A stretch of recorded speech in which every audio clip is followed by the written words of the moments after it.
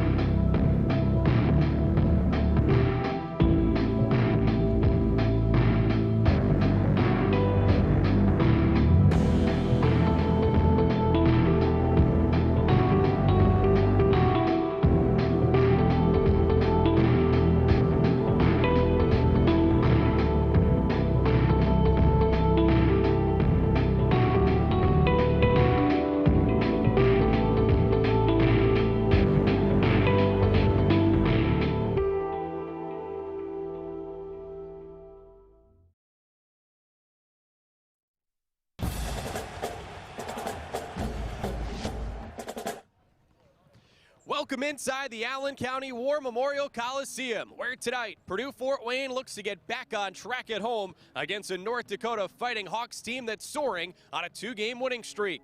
It's Summit League Hoops in the Summit City next.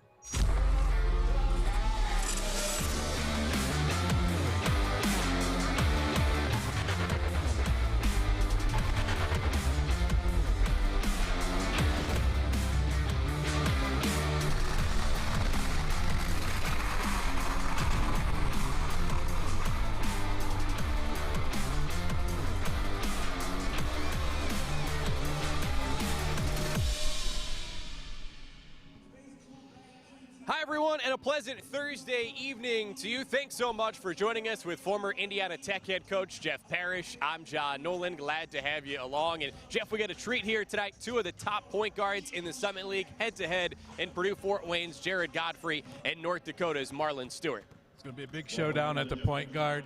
Marlon Stewart, one of the premier guards in the Summit League. He leads their team in scoring, assists, steals, and one of the top free throw shooters in the nation. So that tells me one thing. He puts the ball on the floor, and he's going to go hard to the basket, and he's going to get fouled a lot. He shot 26 free throws in his last 2 games. That's going to be a big task for the Mastodons to stop tonight. But on the other hand, we got the young Jared Godfrey out of Atlanta, Georgia. He's been called on to do a lot this year for the Mastodons. Again, leads the team in scoring, rebounding. He's second. He leads the team in assists and steals.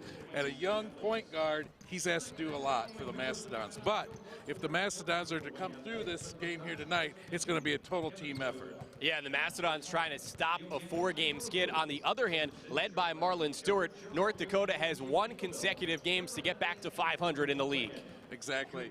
As you look at the standings, the Dons have slipped a little bit. One of my good friends always told me January is the toughest month for basketball, and it's been a tough month for the Mastodons at 2-5 right now. They can't slip anymore. Only 9 games left. They got to make some treadway here tonight. It's been 8 years since Purdue Fort Wayne dropped 5 in a row. They'll look to avoid that happening here tonight. We've got starting lineups and the opening tip after this.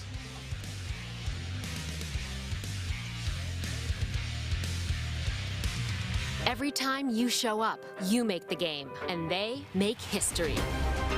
March 28th and 30th in Fort Wayne, Indiana. Nothing beats the crowd. Visit ncaa.com/WBB tickets to get your seats today. It's the second matchup of the season between Purdue Fort Wayne and North Dakota. The Fighting Hawks won the first round at home on January 5th, 83-69. Now let's check out tonight's starting lineups. They're brought to you by Glenbrook Dodge. And Purdue Fort Wayne sticks with the same starters it's used all Summit League season long, while for North Dakota, the Fighting Hawks have had the same starting 5 for every game, non-conference and in league play this year. North Dakota definitely comfortable with their starting lineup. It's a big lineup led by Marlon Stewart there at the point guard. He's going to be a handful tonight for the Mastodons. On the other side, Jared Godfrey, we talked about him a little bit at the start of the game in his sophomore season, got valuable minutes last year as a freshman, now has kind of become the team leader for this Mastodon team. But Brian Patrick, Deontay Billups, Matt Holba, and Dylan Carr all got to step up here tonight for the Mastodons to get this done. No question about it. Going to take a collective team effort for the Mastodons here. There's a look at Paul Sather in his first season leading the Fighting Hawks. Minnesota native, had the chance to coach at his alma mater, led them to a Division II national title game. And going against Purdue Fort Wayne head coach John Kaufman, now in his 6th season with the Mastodons. It's Purdue Fort Wayne in white, North Dakota in green. Our officials tonight, Chris Beaver, Brian McNutt, and Owen Short, and we're underway.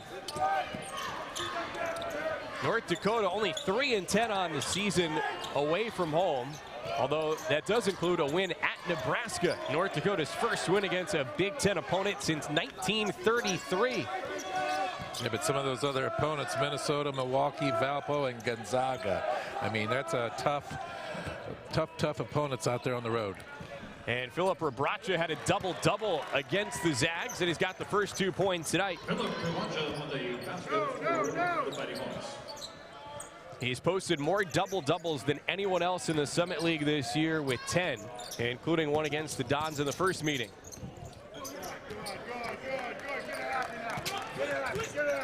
I think what Coach Kaufman's going to look here early part in the game is good basket cuts right there and finishes. They're going to wipe that one off. A near finish. It was a great backdoor cut by Brian Patrick.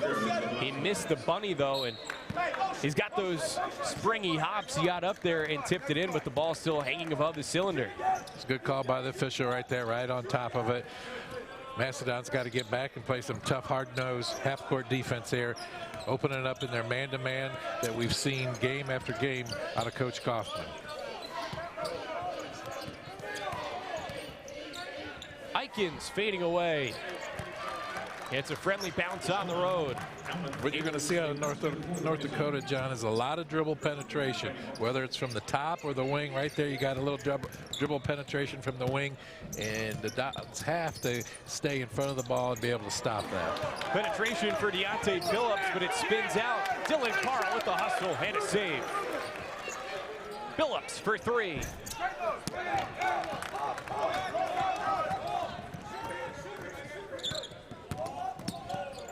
Keenan Walter kicks. Aikens knocked down 3 triples last time out in a win over Western Illinois. Walter for three. Good box out by Matt Holba.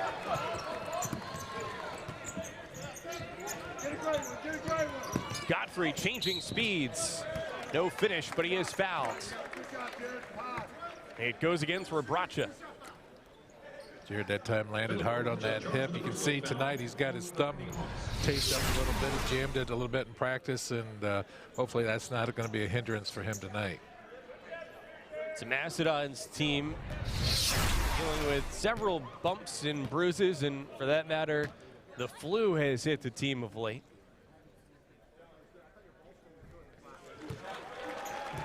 Godfrey, a 66% foul shooter. He gets there more often than anyone else on the team, averaging 3.5 attempts per game.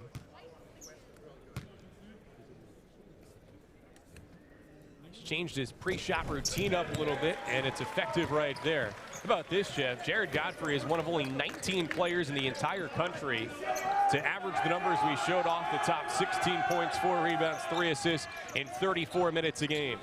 Marlon Stewart, elite himself, no good, and it's Godfrey who corrals the carom. Marlon Stewart kind of in that same company as Jared Godfrey with 17 points, 5 assists, 5 rebounds a game. It's Patrick for three. Too strong. Phillips fights for it, and Carl has another offensive rebound. The Mastodons in Summit League play have been the top rebounding team in the conference, and that's showing early tonight.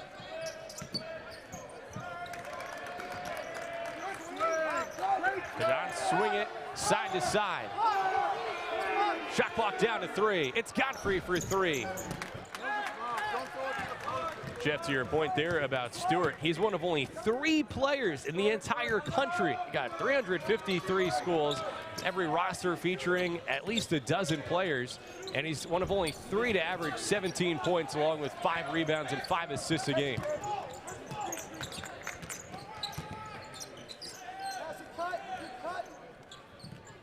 Don still in search of their first field goal, 3.5 minutes in.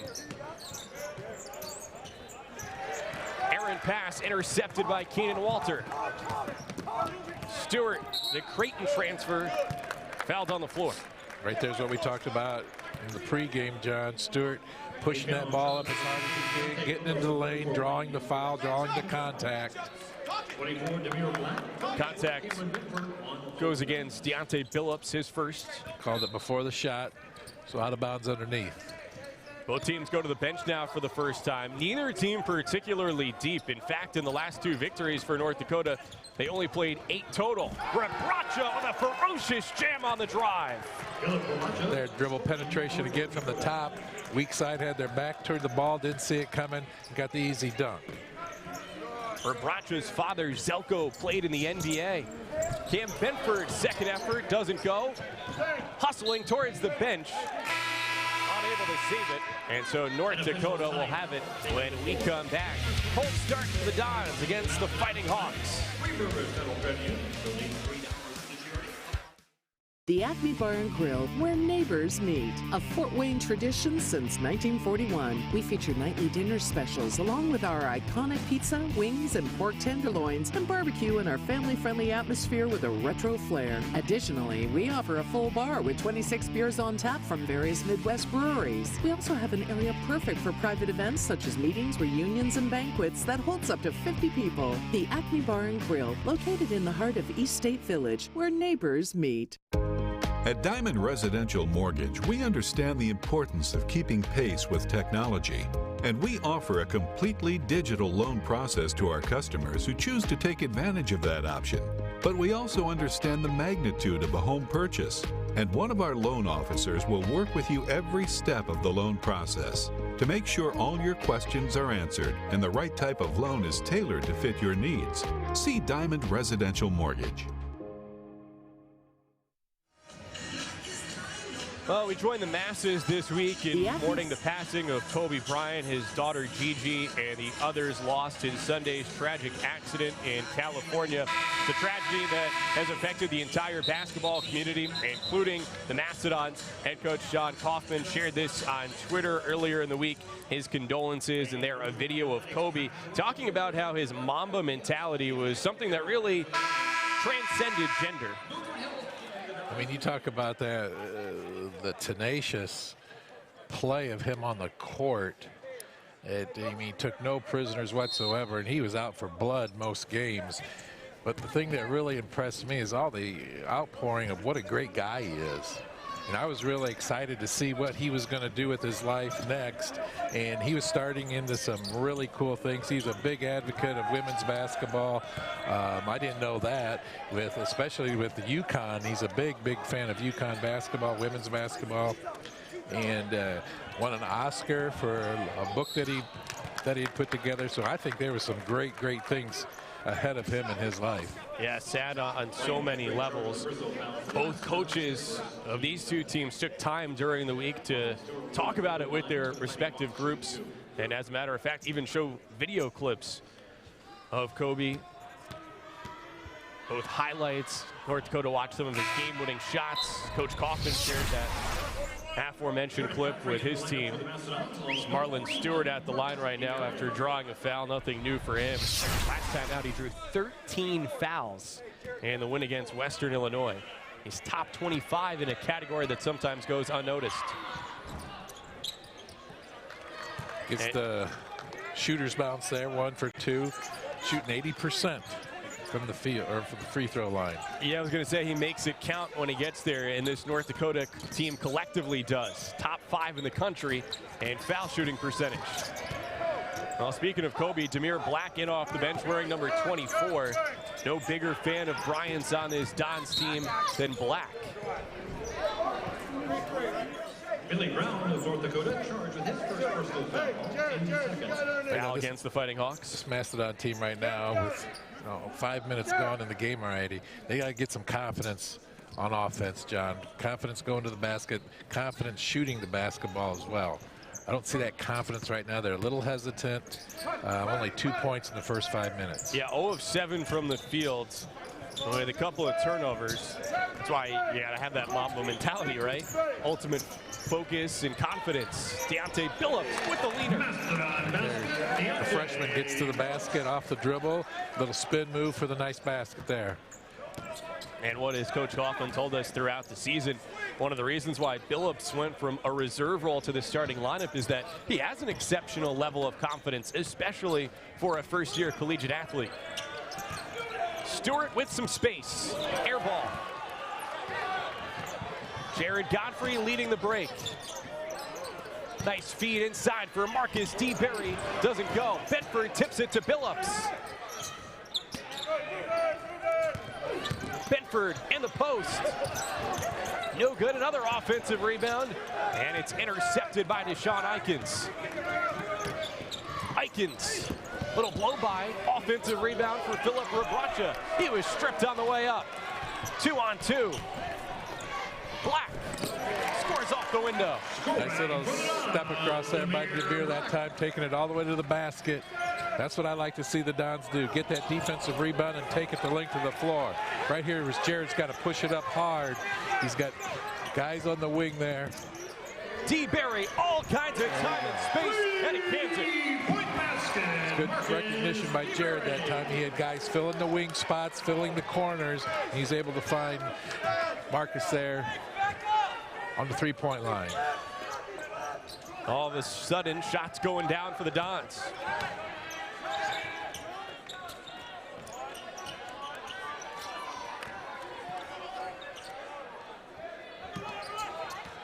Stewart, the reigning Summit League Player of the Week. Skip pass for Keenan Walter. He's a sniper from distance, but he's off the mark.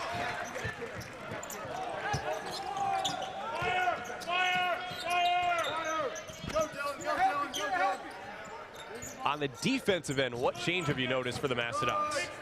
They're stopping the penetration. They're picking them up a little bit higher on the perimeter and trying to keep that ball out of the lane. Therefore, force them to shoot jump shots. Phillips got into the lane, but no good with the left hand. Intercepted by D-Berry. Behind. Called for a carry. There, you pick up that defense on the perimeter a little bit. That ball pressure, nobody likes ball pressure. That's the worst thing for an offensive player is the ball pressure. As long as the Mastodons can keep the pressure on the ball, that's going to cause, number one, turnovers. It's going to keep the ball out of the lane and force them to shoot jumpers. So North Dakota now just 3 of 10 from the field, while Purdue Fort Wayne's 3 of 13. Right here, I like the Mastodons. I like Demir. He's all the way back in the backcourt, ready to hawk the ball coming up the floor. John Kaufman says that Black's a ball stopper. Might be the best perimeter defensive guard that he's had in his 6-year tenure here. The only guy that he trusts to pressure on a consistent basis backcourt. We'll see what he's made of here. He's got maybe the premier guard in the Summit League. He's got to stop right now. No doubt about it with Marlon Stewart, who got Patrick caught in the air. So 2 more free throws coming down for Stewart. From Rock Island, Illinois, part of the Quad Cities area along the Mississippi River. Started out in the Big East at Creighton, transferred over to North Dakota. Last week, eclipsed the 1,000 career point mark. See Deontay Billups coming in for the Mastodons. It was a quick stint for him on the bench. Stewart ties it up. I think Deontay and maybe Stewart, maybe 2 of the best hairdos in the Summit League as well. Stewart's got the floppy fro.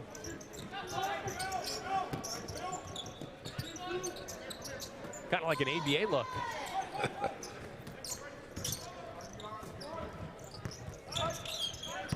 Dylan Carl's got a size advantage inside. Goes to work. That's what I like to see. I like to see the Mastodons go inside, especially on the mismatch. And Dylan took full advantage that time with the little jump hook with the left hand. North Dakota's starting big man Philip Rabracha on the bench. Otherwise, they're thin inside. You go inside like that, you get Dylan on track. That's going to make the perimeter much easier. Right there, you see Marcus DeBerry stepping in the passing line, getting a tip out and a run out. That's exactly what the Mastodons need. Get some easy baskets. D-Berry's second steal in the last few minutes. It set up a 3 earlier. This time a dunk. Iron unkind for Walter. D-Berry, a deep 3. Marcus D-Berry off of the bench, providing a spark. Must feel good. His shadow was still there from the last shot he took there, and he stepped right into it. A rhythm 3, knocked it down. From NBA range here on this court that's shared by the Pacers G League affiliate, the Fort Wayne Mad Ants, here in a week in which we remember the legacy of Kobe Bryant and his daughter Gigi.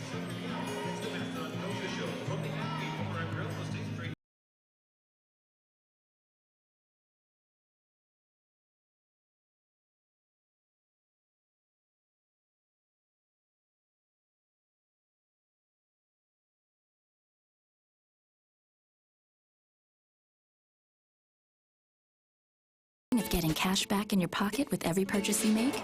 With a Visa Rewards credit card from Fort Financial, you can earn 1% back on everything you buy. And a low introductory rate of just 3.9% APR, with no annual fees or balance transfer fees, so you can consolidate debt. You even get online access to view transactions or pay bills. Stop by your local branch or fortfinancialcu.org today. Fort Financial. It's time to live your dreams.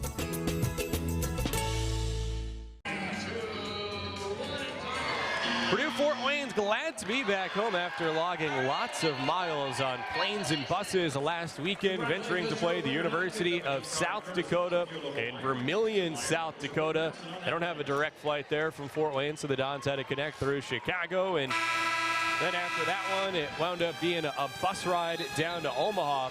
Purdue Fort Wayne head coach John Kaufman joked that at his family's house, they've got a whiteboard, and there they note when he's out of town where he is, and at this point, his young kids, they've started to referring to that Interstate 29 corridor as just Dad's winter office.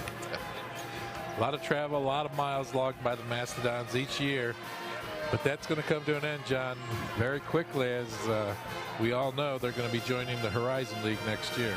Yeah, and despite the challenges that the Summit League has presented, John Kaufman has become the winningest coach in the program's Division I history. In the last 5 minutes here, the first half, John, that's completely different than the first 5 minutes of the game, where the Mastodons picked it up defensively. They're doing a good job of staying in front of the ball, stopping penetration, and forcing them to shoot jump shots. Demir Black contesting a jump shot, a swat on the wing. Wow. What made that block so spectacular, John, is he blocked it with his left hand. On a right-handed shooter, that's going to take you away from the shooter and avoid the foul. Well, speaking of spectacular, there's Marlon Stewart, a desperation three. Beat the shot clock buzzer. North Dakota had been 0 for 7 from 3 before that.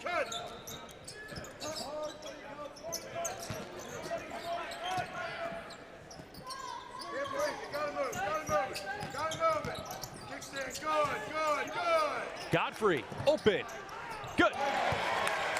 He got his feet set, hands set. He looked down to see where he was to make sure he was right behind the three-point line and knocked down the open shot.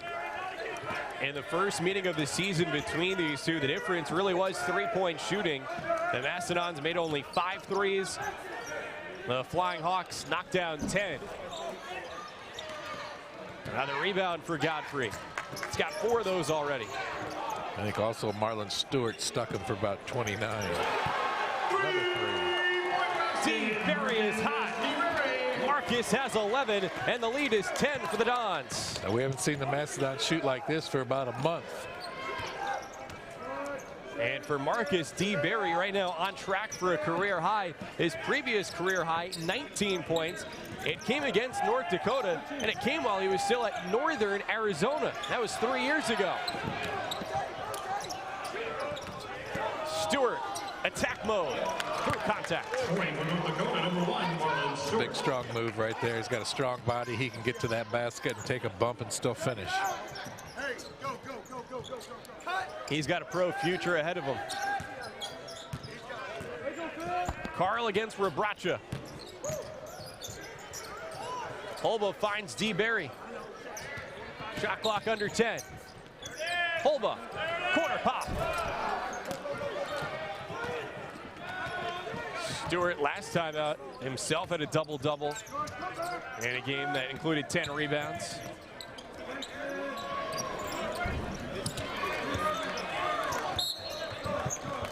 Ill-advised foul by the redshirt freshman Deshaun Eikens.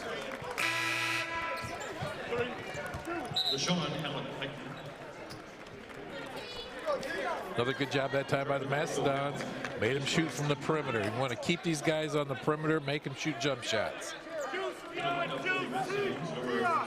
Yeah, for North Dakota, 16 field goal attempts. 10 of them have come from 3, and they're just 1 for 10 from behind the arc. Mastodons, in contrast, 4 of 9 from distance.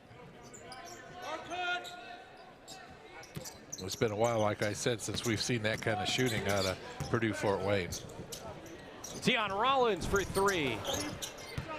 Well, last time out, Purdue Fort Wayne got off to a slow start at Omaha, found itself down by 13.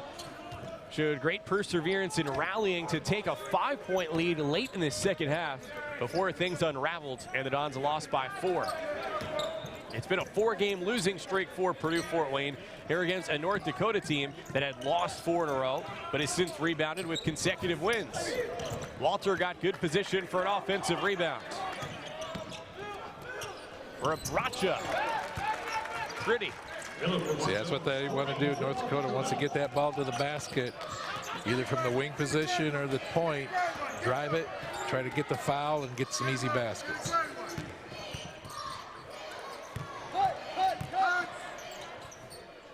D. Berry, a heat check, still hot. As Marcus, we haven't seen him for a long time either. Stroking it really nice from the perimeter tonight. He's got 14. Nearly keeping pace with North Dakota himself. Walter, an answer. Walter, 10th in the league in three-point shooting percentage, came in knocking him down at a 38% clip. That's his game. Black, the blow-by. There you go. I like Demir Black on the point a lot, John. That puts Jared out on the wing where I think he's a little more effective. He can do a lot more on the wing, receiving the pass instead of always giving it up. 4 off the bench for Black. Walter, same spot.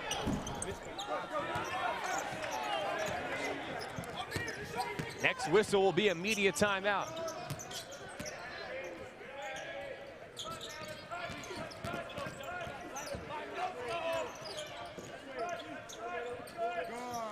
Godfrey tees it up and connects. There you go.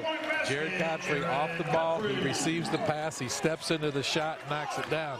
That was created again by Demir with the dribble penetration. He kicks it out to the wing and one ball reversal for the open look by Jared.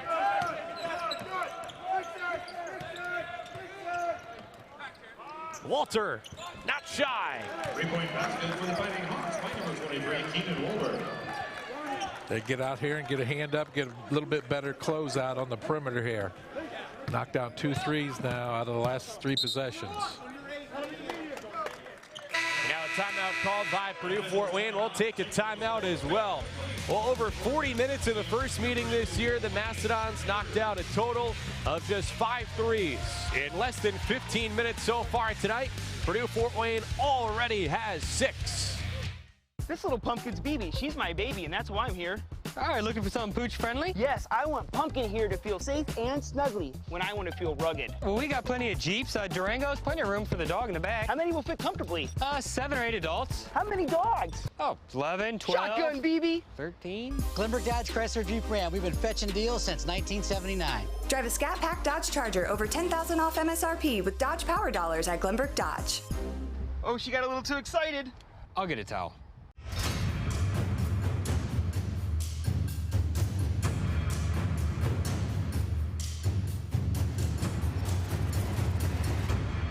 Purdue Fort Wayne basketball. Buy your tickets now. Well, since it's Thursday, figure we might as well throw it back here. And who's that? Old number 35 in the Concordia Cadets uniform. Still got those pants? I wish I did. Those are classic. My dad was the head coach. He loved the New York Yankees. So he tried to get something that would go with the Yankees. And we found these pinstripes. Our shorts were pinstripes as well. So yeah, we had some good teams back then at Concordia. A lot of fun playing for my dad. That's an experience that I would love to relive again if I was 16 years old.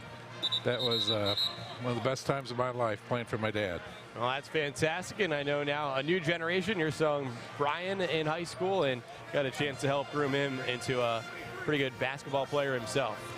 He's doing a good job this year. He's at Angola, and they got a nice little season going on right now, and look for them to finish it strong as well. Mastodons trying to close out this half in strong fashion. They've led by as many as 11. Marcus D. Berry, He's the high man in this game so far with 14. Black saves himself in the corner. Only 3 on the shot clock for Rollins. He's in trouble. Black doesn't get it off in time, and out of the timeout, it's a shot clock violation.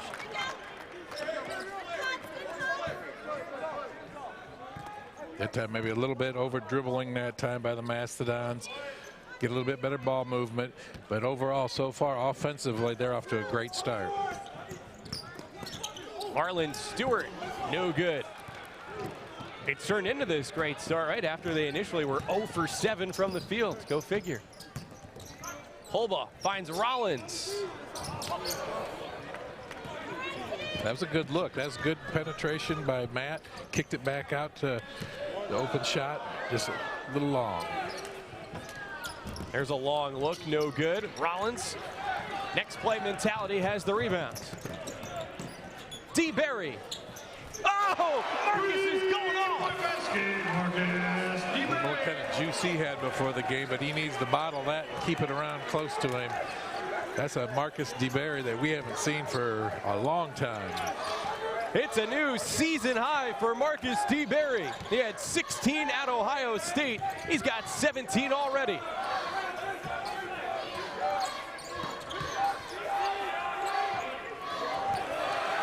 And a steal.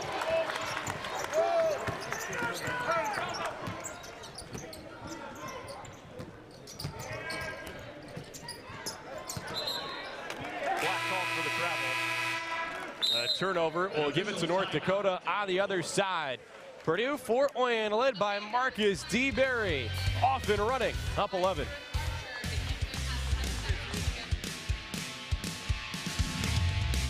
Dreaming of getting cash back in your pocket with every purchase you make? With a Visa Rewards credit card from Fort Financial, you can earn 1% back on everything you buy. And a low introductory rate of just 3.9% APR. With no annual fees or balance transfer fees, so you can consolidate debt. You even get online access to view transactions or pay bills. Stop by your local branch or fortfinancialcu.org today. Fort Financial. It's time to live your dreams. My philosophy has always been, what would I do if this was my mother? You have the blessing from God to know that you're serving in a capacity that you truly love. This isn't a job to me. They're coming to us at their most vulnerable. They're coming to us at a time when they're dealing with something totally unexpected. And when you see people go through that every day, it kind of gives you motivation to be your best. We have some of the best clinical staff that I have ever worked with in my 20-some years of healthcare. Purdue Fort Wayne is hosting the University of North Dakota, and how about this? No one in the country has won more NCAA men's hockey titles than the Fighting Hawks, who've produced more than 100 NHL players. Got some hoops history too, as the alma mater of Phil Jackson, who of course went on to win 2 NBA titles as a player with the Knicks, and then a record number 11 titles as a head coach with the Bulls and the Lakers. He looks kind of similar to that photo we showed of you earlier. I was bigger and stronger. He looks better in pinstripes though. I did. I didn't wear Converse, I wore Adidas. I'm not sure if they're helping to fund this broadcast or not, but that's great. Out of the timeout, it's Brady Danielson in the corner, and that one's wet. 3-point basket by number 3, Billy Brown. And make that one Billy Brown, the senior, who only averages 5 points a game, but he's been really good from 3 so far in league play at 47%.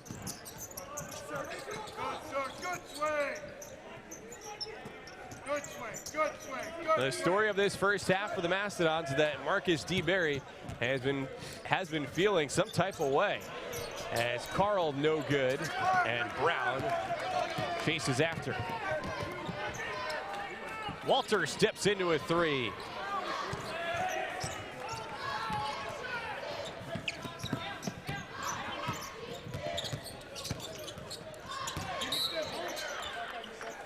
Whistle away from the ball. Foul called against Marlon Stewart of North Dakota. That's his first. Overall, few fouls called in this first half. Either team yet in the bonus. Quick moving first half. Not too many turnovers, not very many fouls. Good pace to the game. Up and down action.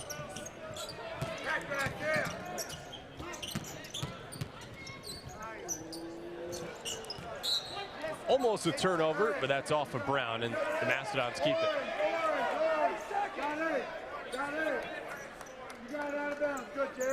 The Purdue Fort Wayne coach, bench, shouting out only 8 seconds on the shot clock right now. Godfrey eyes the ticker. Tough shot. Did not draw iron. It's a shot clock violation. Right there, you know, you got Marcus DeBerry, 6 for 7. He's hit 5 for 5 3-pointers. You got to look for this guy. He's on fire. Get him the ball. Let him take his chances at a few more. 5 of 5 from 3. Unbelievable. Brown lost it. It stays with the Flying Hawks.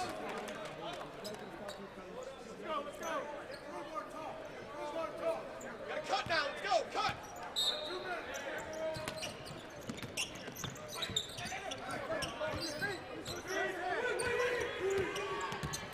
Shot clock under 10. Walter pushed off. Good call by the official. Right in front of the official. He used that offhand, off the dribble, push off. His first. Very obvious right there. Good job by Matt moving his feet, staying in front of the ball. Great pace, great pace. Holba. And the Dogs are in fuego in the first half from 3. That's first 3 points of the game. Big 3-pointer right there. Give the Dons an 11-point lead. Matching their largest lead of this first half. Away from the ball, a foul called against Purdue Fort Wayne. It's on Cameron Benford. His first.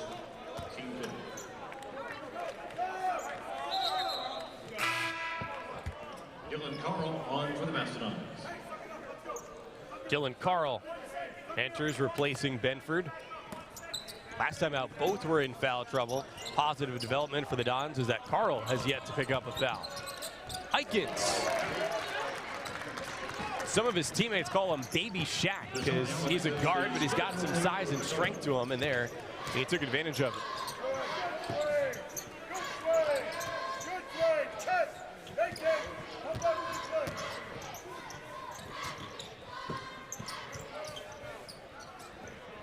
Carl on the block.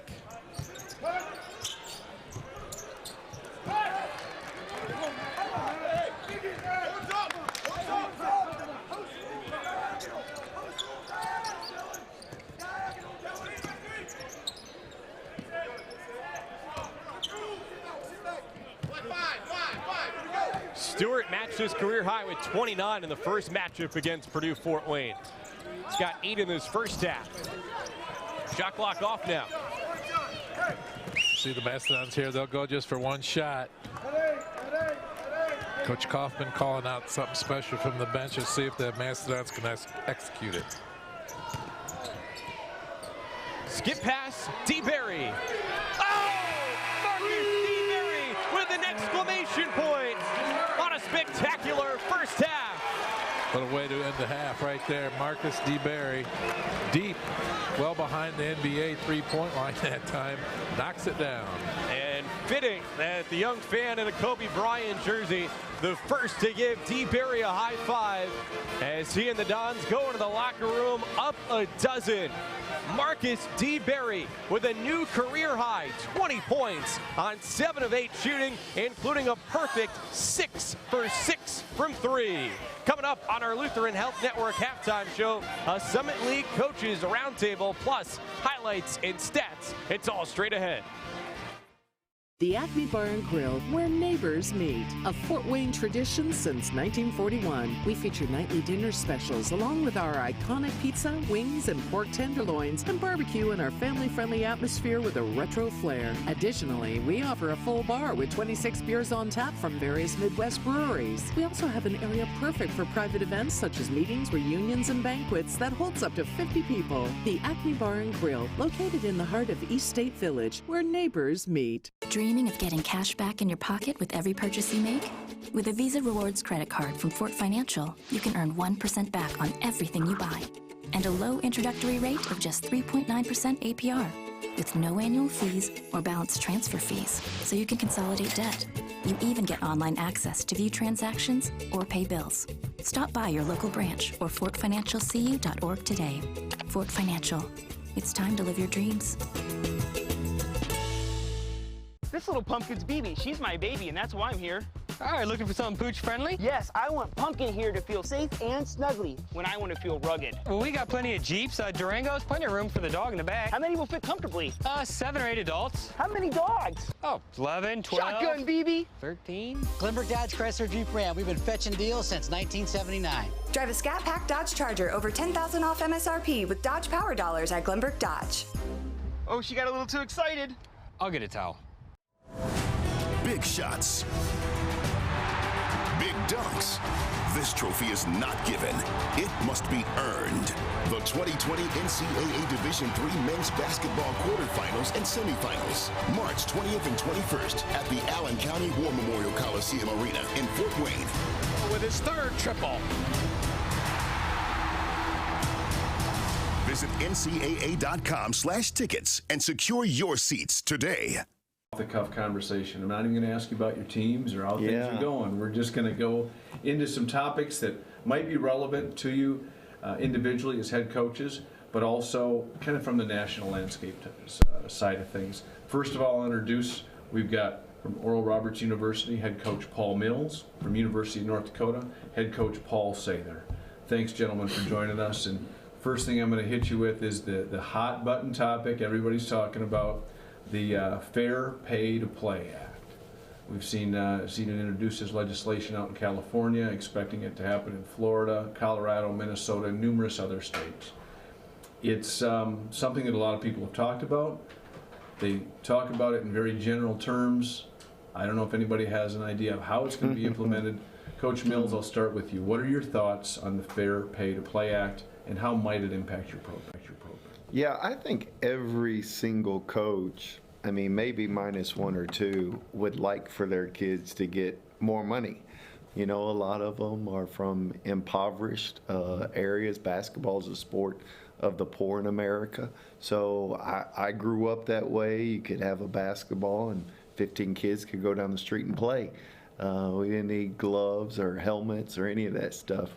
And so I think most kids that play basketball, from a large portion, specifically in the South, come from socioeconomic disadvantage. So I think all coaches are, how can we get you more money in order to better help you, your family, and your situation? Now, how that gets done is a different question. So I think every coach is for it. I heard Mark Few say last week that, you know, we don't really get into the homelessness problem that politicians often, you know, may have to deal with. I don't know why they're jumping into this problem, but I'm sure there is a framework that can work in order to better benefit these kids. I haven't put too much thought in it.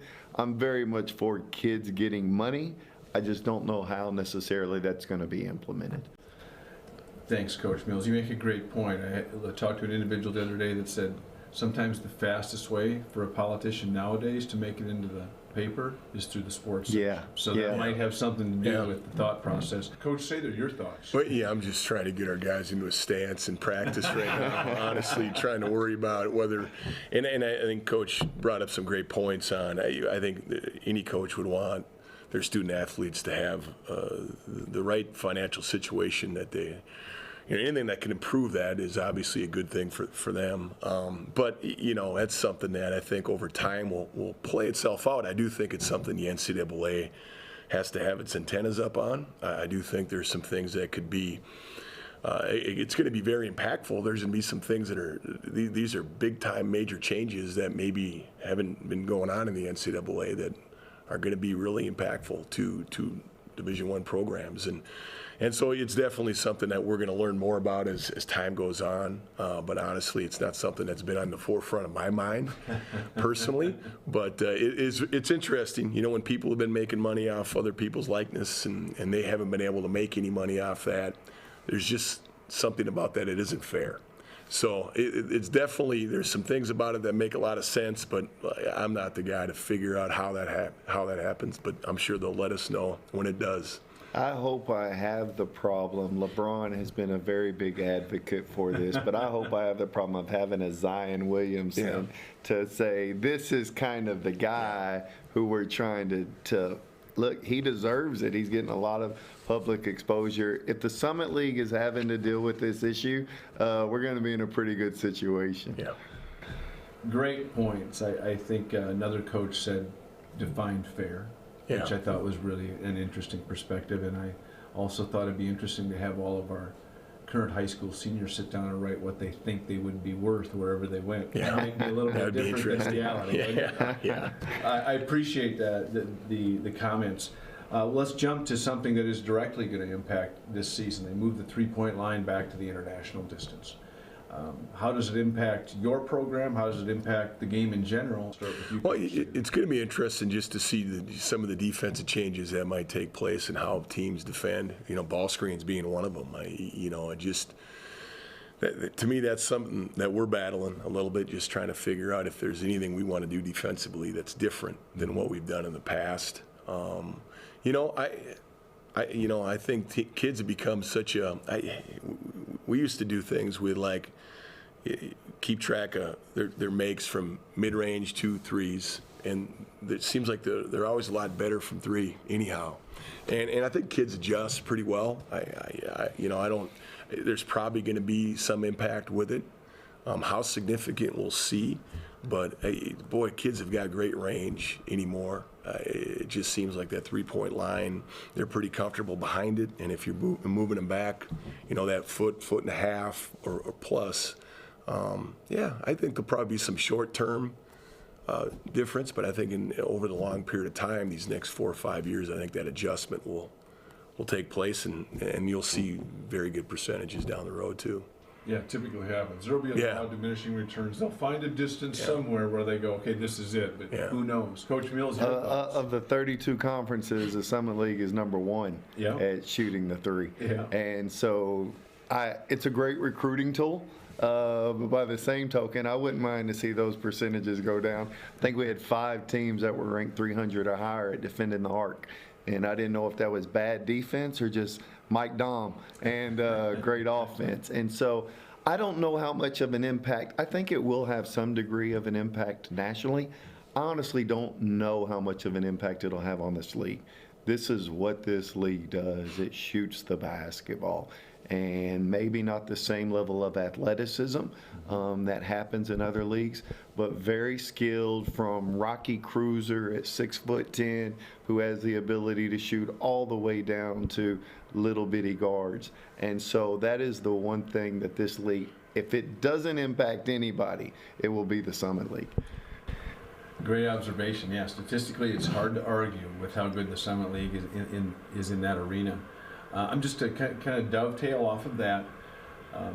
Rule changes in general. The G League's experimenting with, if you get fouled on a three-point shot attempt, you go to the free throw line, you shoot 1 free throw. If you make it, you get 3 points. If you miss, you play on.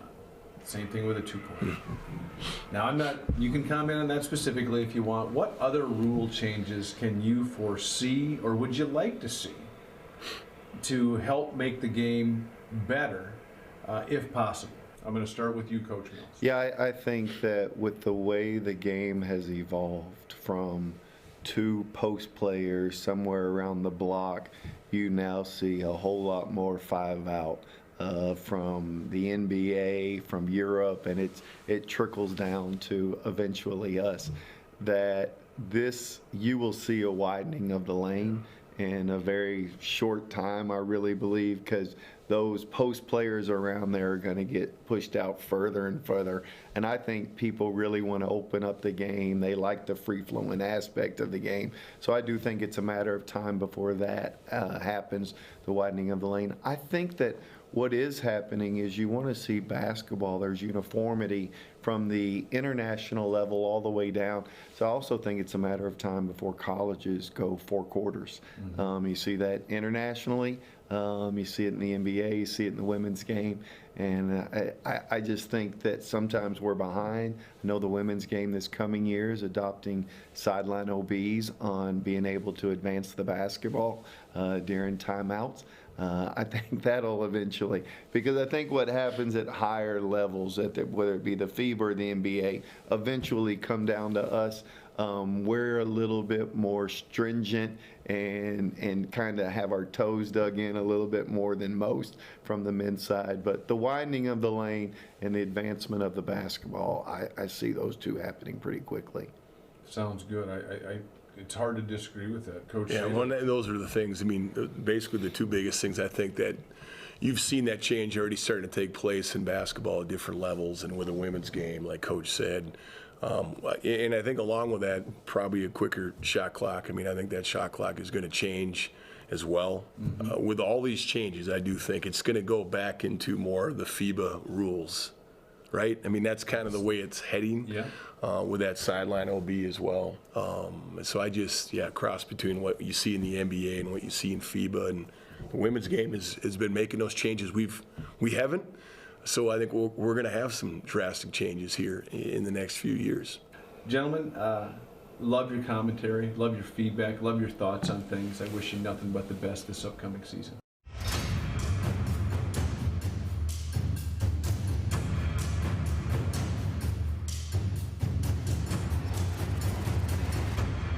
Purdue Fort Wayne basketball. Buy your tickets now. Every time you show up, you make the game, and they make history. March 28th and 30th in Fort Wayne, Indiana. Nothing beats the crowd. Visit ncaa.com/WBB tickets to get your seats today. Big shots. Big dunks. This trophy is not given. It must be earned. The 2020 NCAA Division III Men's Basketball Quarterfinals and Semifinals, March 20th and 21st at the Allen County War Memorial Coliseum Arena in Fort Wayne. With his third triple. Visit ncaa.com/tickets and secure your seats today. Back inside the Memorial Coliseum with Jeff Parrish. I'm John Nolan. Thanks for making us part of your Thursday night. Purdue Fort Wayne here trying to snap a 4-game skid. Mastodons haven't lost 5 in a row since 2012. That was Tony Jasik's first year as the head coach and John Kaufman's first year on the staff as an assistant. Meanwhile, North Dakota came into this game having won 2 in a row.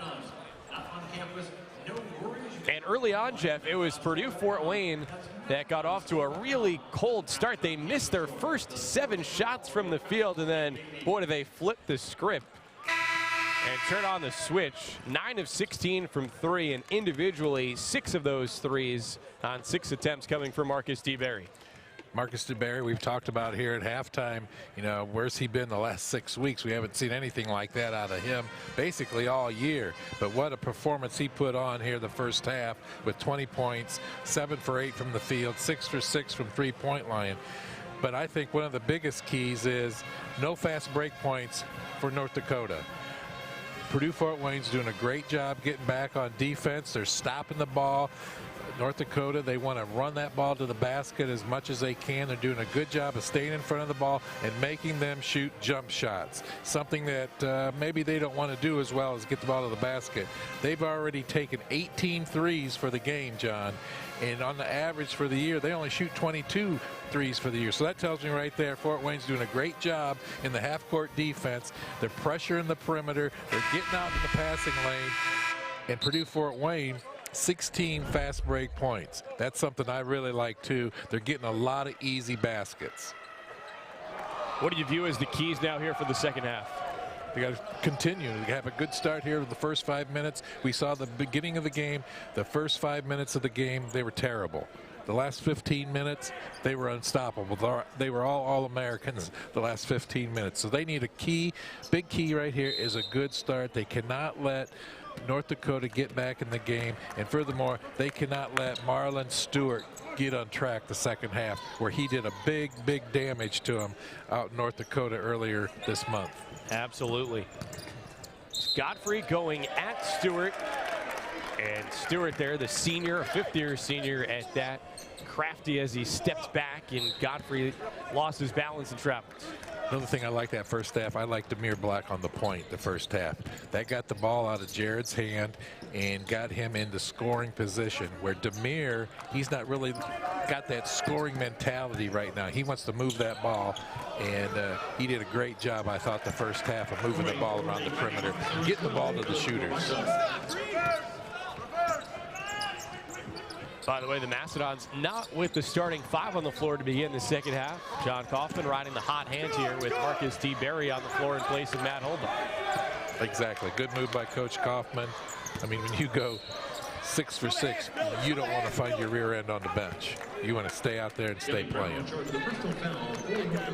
And Coach Kaufman, he has really credited the leadership of Matt Holba recently, especially that last game at Omaha when the team fell behind by 13 in the first half. So that Holba vocally was the one who helped keep the team together. So I wouldn't be surprised here if Matt had spoken up himself and said, hey, got to go with Marcus in this case. Another turnover for the Dons as Brian Patrick is called for an illegal screen off ball. 2 possessions, 2 offensive fouls in the first minute, giving North Dakota an easy basket at the rim. Right here, they got to dig in and start playing some that good half-court defense. D. Berry matched up on Stewart, but Stewart around his screen, free to the cup. Everything I said good about him the first half, they let go to waste here early on. They got to get after it defensively. Phillips on the drive. It's a rebound for Stewart. You got to stop that ball on the perimeter. Good job that time. Brown was in the corner and he stepped out of bounds. It was a good time. Good job that time by the Mastodons, getting back on defense, stopping that ball. Marlon Stewart had his eyes on the prize, but couldn't get there. Chin, hey, chin! Chin!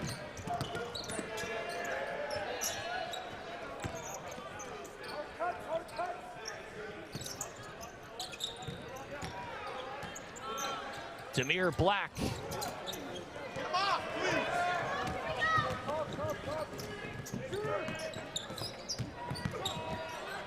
Eichen's more of a driver than a shooter, and it costs him. Turns it over as D. Berry has 3 steals to go with his 20 points. Dylan Carl, unselfish. Extra pass, another extra pass. Black. Stewart controls the carry. Nice bounce pass, Rabracha, and 1.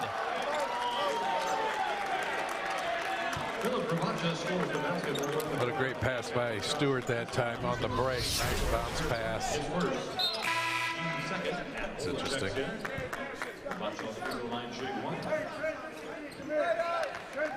That time right there, you hear Coach Kaufman yelling transition D, transition defense. Right there, Mastodons didn't get back and stop the ball. North Dakota did a great job of filling the lanes from the wing to get that easy lay-in.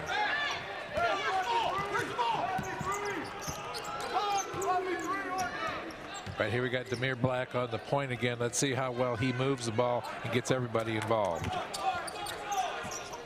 Similar to how the first half started, the Dons scoreless so far in the early moments of half number 2. 12-point lead cut down to 6. Shot clock under 6. Phillips fires. Got it. That was a huge shot that time by Phillips. Get the Mastodons on track here the second half. 5 for the freshman from Moline, Illinois.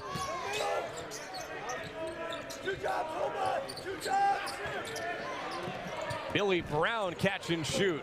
Hulda extends for the rebound.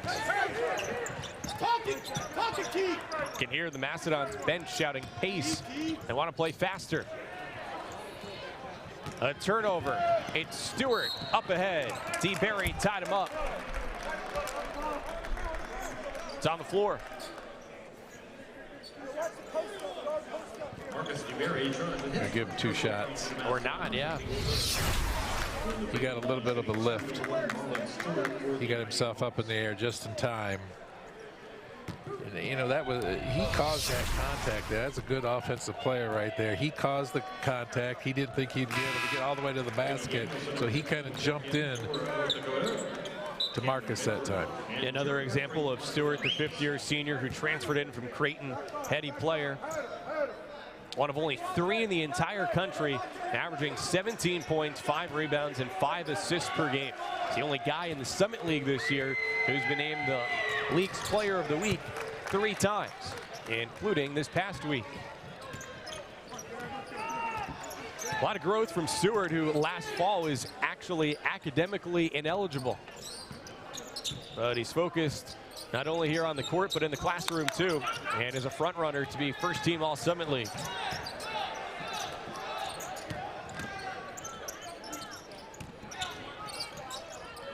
Hulda in the corner, short. Billups gets an offensive rebound. Hulda again. Why not? That's it. That's what I like about Deontay. He's always scrapping, always moving, always active, getting that offensive rebound. Back to a double-digit lead for the Dons.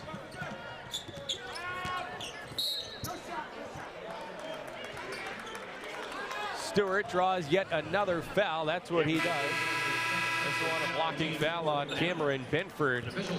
But the hot shooting Dons are up by 10 at home. Now it's time for the Evans Toyota Chuck Your Dons. So once the music starts playing, chuck your Dons to the center of the court.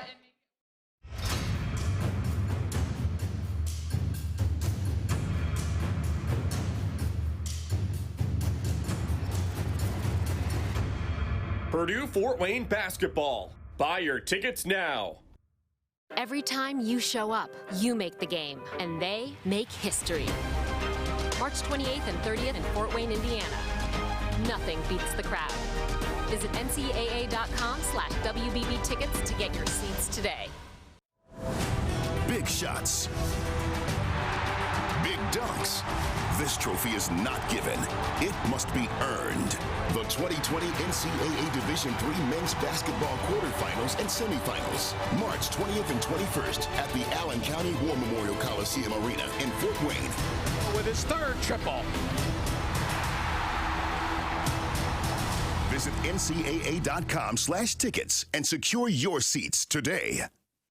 The NCAA Division I Women's Basketball Regional takes over the Memorial Coliseum on Saturday, March 28th, and Monday, March 30th. The winner of the regional final will advance to the NCAA Women's Final Four in New Orleans.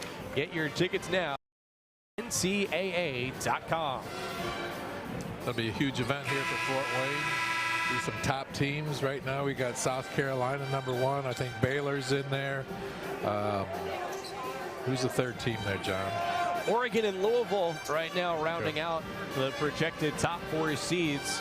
A lot of prognosticators also expecting that UConn, regardless of seed, will wind up here in Fort Wayne. North Dakota has been to the NCAA tournament in men's basketball once. That was a few years ago when they were still in the Big Sky Conference. This is only their 2nd year as a member of the Summit League, joining their Dakota brethren in North Dakota State, as well as South Dakota State and the University of South Dakota. 3 free throws right now for Brady Danielson.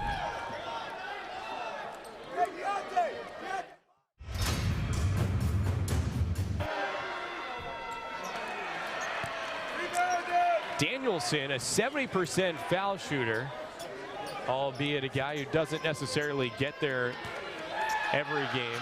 But as a team, North Dakota, top 5 in the entire country in foul shooting at 78%.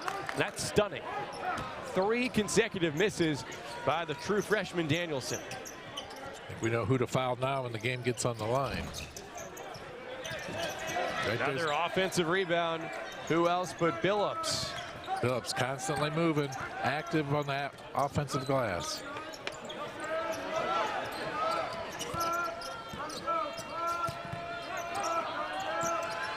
Shot clock down to 5. Billups heaves it up, buries it.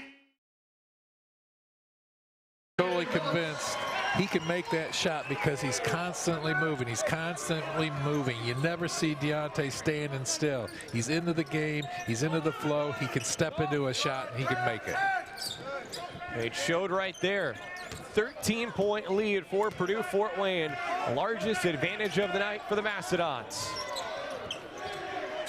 Remember, it was North Dakota that won the first meeting by 14. Walter, normally a shooter.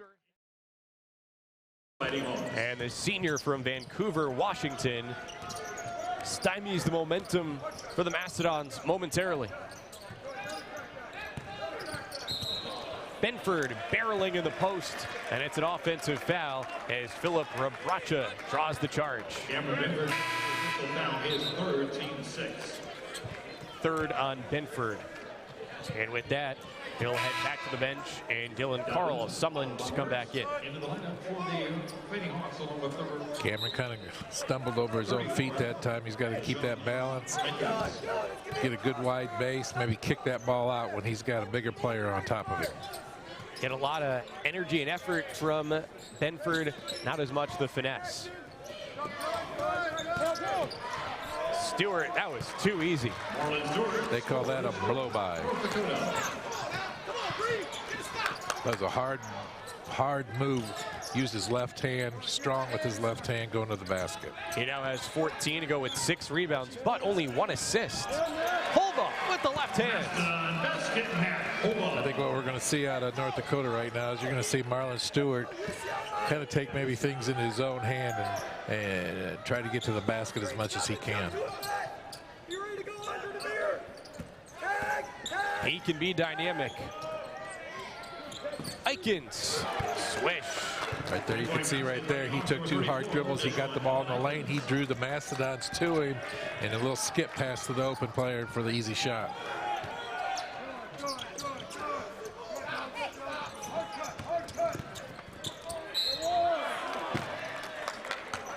Foul inside with Dylan Carl going up. It's only the second foul of the half against North Dakota, compared to Purdue Fort Wayne already being whistled for 6 fouls. That's going to get dangerous, especially with a free throw shooting team like North Dakota. There's a lot of game left. You don't want the clock stopped with them shooting free ones. But right there, Dylan, that whole sequence right there again was caused by Deontay. With the dribble penetration, came to the jump stop, nice bounce pass into Dylan. I think Deontay, he's getting a little bit better with each and every game. A lot of growth from the true freshman. A lot of confidence. That's what I like in him. He's confident with himself out there on the floor. He's not bashful. He's not out there trying to hide someplace. He wants to be active. Well, this game's something of a promo for the Quad Cities area, with Stewart headlining North Dakota. He's from Rock Island, Illinois, and Billups from neighboring Moline.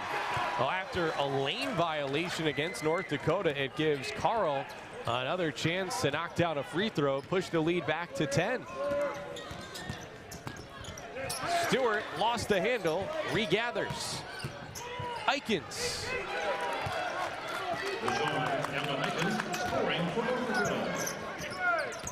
Black quickly the other way. D. Berry had 20 in the first half. He's been the focus of North Dakota's defense so far in the second half. And Marcus has not attempted a shot yet since the intermission. Carl and Black not on the same page. Stewart to Aikens. Great pass by Stewart that time to Aikens. He's really, really good in transition. Very good player in transition. And in the half court for that matter. Holba. Oh, how'd it go?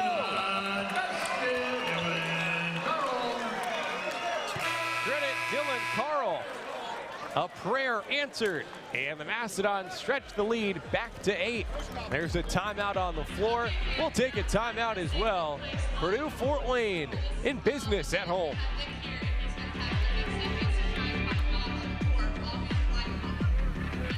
This little pumpkin's BB. She's my baby, and that's why I'm here.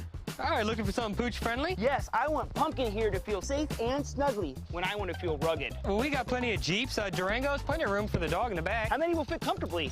7 or 8 adults. How many dogs? Oh, 11, 12. Shotgun, BB. 13. Glenbrook Dodge Chrysler Jeep Ram. We've been fetching deals since 1979. Drive a Scat Pack Dodge Charger over $10,000 off MSRP with Dodge Power Dollars at Glenbrook Dodge. Oh, she got a little too excited. I'll get a towel. My philosophy has always been, what would I do if this was my mother? You have the blessing from God to know that you're serving in a capacity that you truly love. This isn't a job to me. They're coming to us at their most vulnerable. They're coming to us at a time when they're dealing with something totally unexpected. And when you see people go through that every day, it kind of gives you motivation to be your best. We have some of the best clinical staff that I have ever worked with in my 20-some years of healthcare. Did you know that the Mastodons Kids Club members get free admission to all Purdue Fort Wayne Athletics home events, plus a t-shirt and ID badge? If your child isn't a Kids Club member yet, sign them up for just $10 at GoMastodons.com. Some young fans enjoying themselves here tonight, and fitting to see that one young fan in a Kobe Bryant jersey paying tribute to a basketball icon. And he's had plenty to cheer about and support here with Purdue Fort Wayne so far tonight as the Mastodons lead North Dakota by 8, just about 8 minutes into this second half.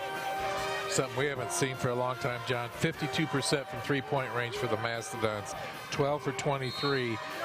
They got to keep that up. They're going to be hard to beat here tonight. Well, each of the last 4 years, Purdue Fort Wayne was in the top 15 in the entire country in three-pointers per game. Well, so far this year, they have the worst three-point shooting percentage in the Summit League. That works as a pass from Aiken Sarabracha, who misses underneath.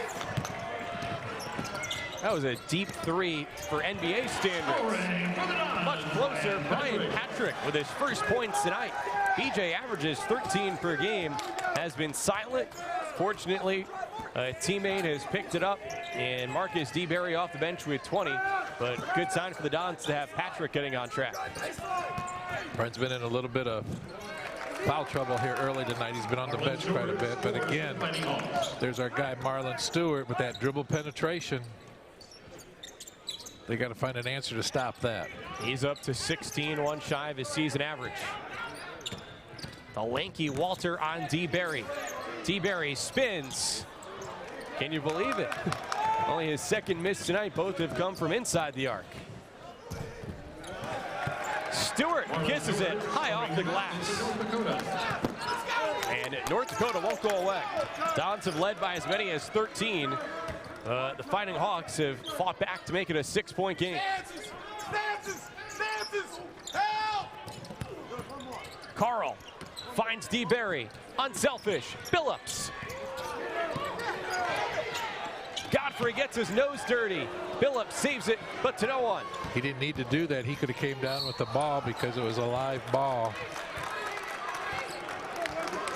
And it leads to a foul drawn by Deshaun Aikens, who will head to the line and shoot on the other side. Summit League hoops in the Summit City. The Dons lead the Fighting Hawks by a half dozen.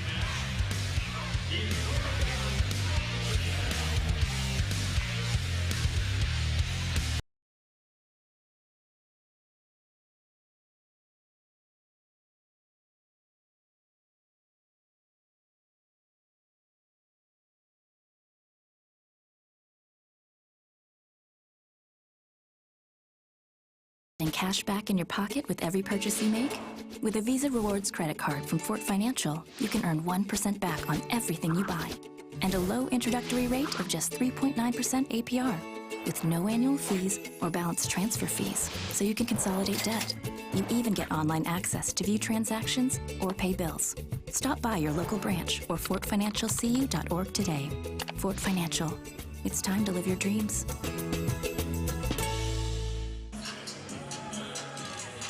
Basketball doubleheader at the Coliseum tonight. Earlier, Purdue-Fort Wayne women's basketball took on North Dakota State. And looking ahead to Saturday, it'll be a homecoming edition doubleheader on campus at the Gate Center with the women in action at 3, followed by the men at 7. And meanwhile, track and field at Youngstown State this weekend. And the women's golf team is Florida bound. How do I get on that flight? Wouldn't mind being the golf coach. Little road trip down to Florida for the weekend. Beats the alternative for Don and the Mastodons in the Summit League, where more often than not they're headed out to North Dakota, South Dakota, Omaha, or Denver. Deshaun Eikens at the line shooting 2. North Dakota has now missed its last 4 free throws. Here, a team that is top 5 in the country in free throw shooting percentage, collectively at 78%. Eikens himself right at that mark. A former 2-time All-State high school basketball player in North Dakota who opted to stay in state despite getting some offers from MAC schools like Toledo, Buffalo. Walter had trouble on the catch. And it's last off of Walter. Benford blitzed him and it threw Walter off. About at the 10-minute mark here, it's a dangerous spot right here for Purdue. They got to execute offensively, and they cannot afford to continue to put North Dakota on the free throw line at the other end of the floor. Overall, North Dakota 6 of 12 at the line in this game. Moving screen called on Benford. That's his 4th. Got out there. He stuck his hip out, knee out a little bit. And referee was right there and caught it.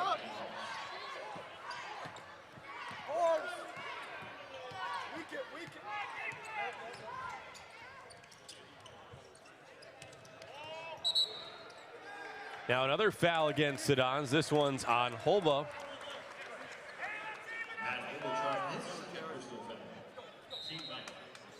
North Dakota at this point now in the double bonus.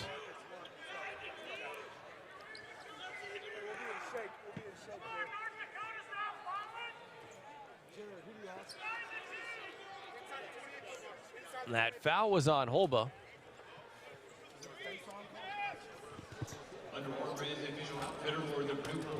Possible elbow above the shoulders is what our officials will head to the monitor right now to review.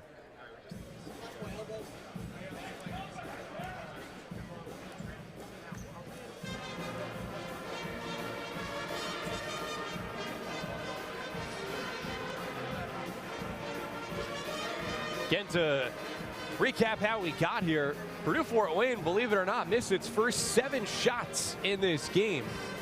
Took about 4 minutes to make a field goal, but the Mastodons were playing hard defensively, got on track eventually, and led by Marcus D. Berry, scoring 20 points in the first half. That's a career high for him in just the first 20 minutes with 20 points, including 6 of 6 from three-point range. He's only seen the ball 1 time this half. I think 1 shot this half, little floater in the lane, came up short with it. But he's got to be having that confidence high. You got to be looking for him on the court. He's got to be a little more active and want that ball. And so the Mastodons went into the locker room up 39-27. We get a look right now at what the officials are looking at. They said they were checking for a potentially high elbow. I didn't see anything close to it. I think it's going to be a common foul. North Dakota's just going to shoot bonus. Keenan Walter will be the shooter. Now, as we've been talking about, North Dakota, a prolific foul shooting team. No one better than Walter. He's 41 for 43 at the line on the season. At one point, Walter made 32 consecutive free throws, and he misses the front end of the 1-and-1. Well, they got the bugaboo right now from the free throw line. 95% and rims it.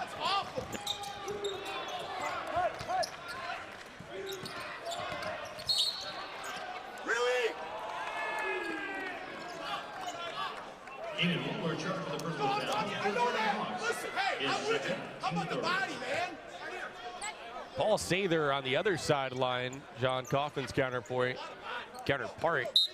complaining. That's only the third foul, though, called against North Dakota in this half. I guarantee you the next 2 minutes. Godfrey finds Carl, and he's fouled on the way up. The next 2 minutes here in the game, John, I guarantee you Purdue Fort Wayne will be in the bonus. His first personal foul, team 40. That's 2 quick ones right here in the last less than 30 seconds.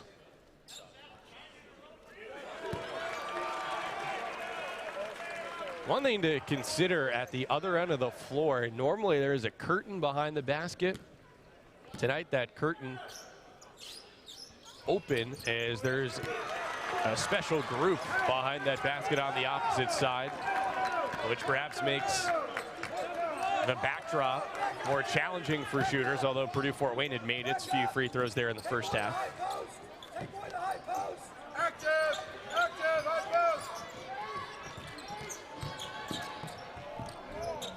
No good for Davids Ottelbauers.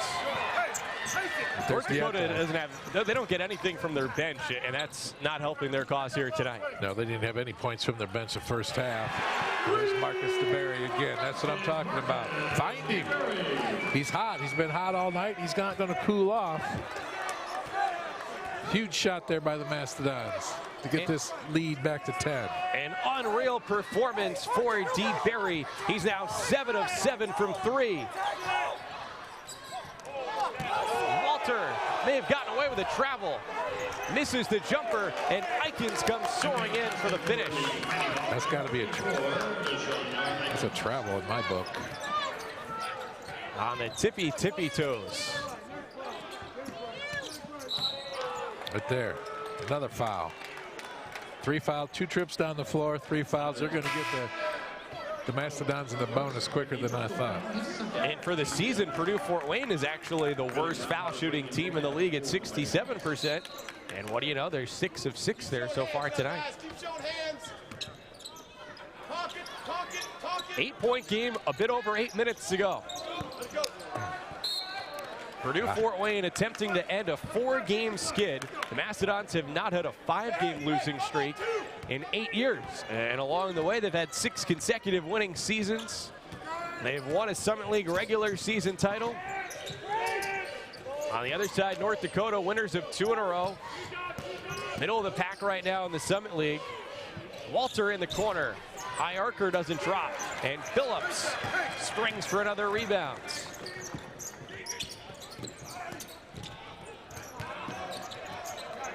Godfrey recovered.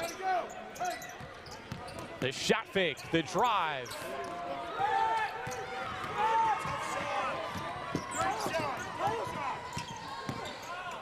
Eikens lays it off for Abracha, and he's fouled.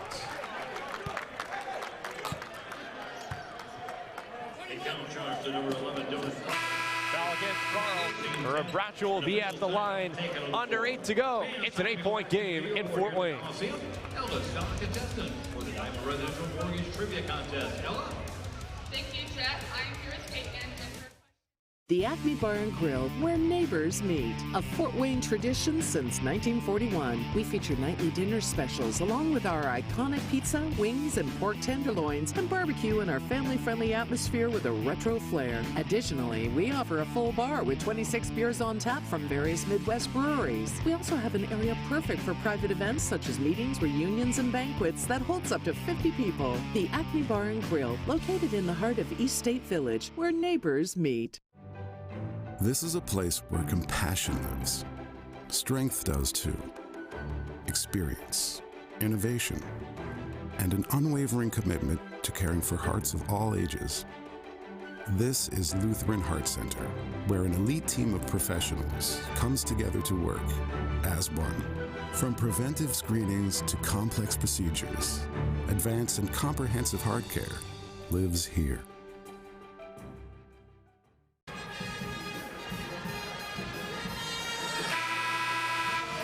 Mastodons basketball is brought to you in part by CVS. Get your flu shot at CVS, located next to Purdue Fort Wayne Student Housing. It's free with most insurance, and you can walk in and get your shot without an appointment. Don't be caught with the flu this year. Visit CVS Pharmacy. With Jeff Parrish, John Nolan, thanks for hanging out with us here on a Thursday night. Purdue Fort Wayne looking to snap a 4-game skid against the North Dakota team that's won 2 in a row. It was North Dakota that won the first meeting between these two this year. The Mastodons, though, now carry an 8-point lead, less than 8 to go. Philip Robracha at the line, shooting 2. Been a big storyline right here, kind of building up. Now 7 for 14 at 50%, where the team usually shooting around 80% for the year. Robracha with 1 of 2. He's got 11 points, 5 rebounds tonight. Playing with a little extra inspiration. Robracha's favorite player as a kid was Kobe Bryant, and given the fact that Philip's dad, Zeljko, played several years in the NBA, he actually had the chance to meet Kobe as a little kid. Deontay Billups fouled on the reverse attempt. And the freshman will head to the line, shooting 2.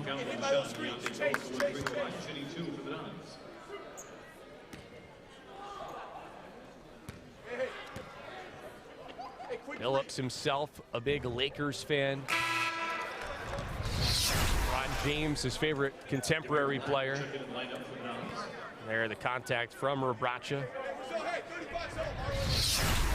Big free throw here for Deontay. Little delay here before the second attempt for Billups as Brian Patrick replaces Marcus D. Berry.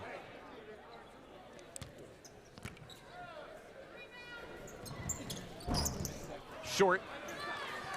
Stewart has his 7th rebound to go with 18 points.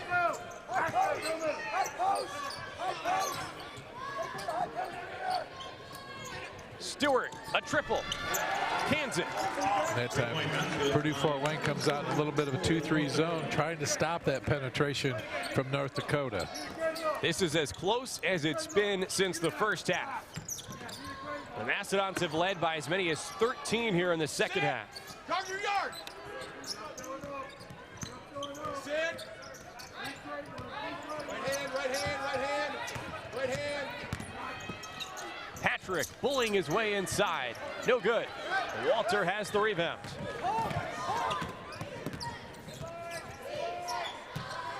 North Dakota can make it a 1-possession game.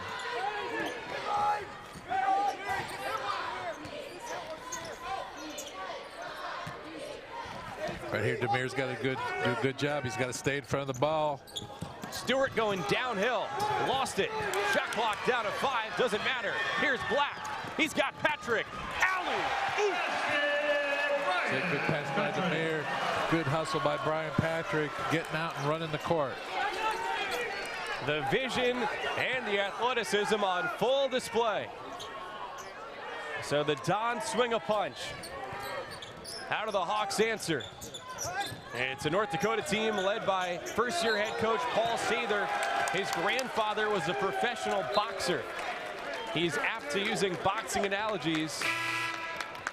All right, now his team's taking a couple on the chin. And the turnover gives it back to the Mastodons. But here's where the Mastodons got to buckle down, John. Offensively, they got to get good shots, good player movement, move the ball, set good screens, not be moving on the screens, especially the ball screens.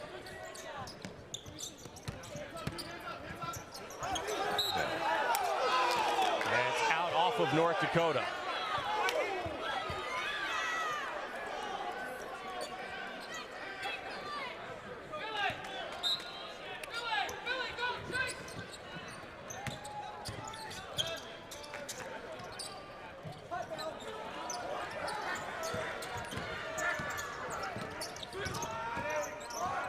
Shot clock at 5.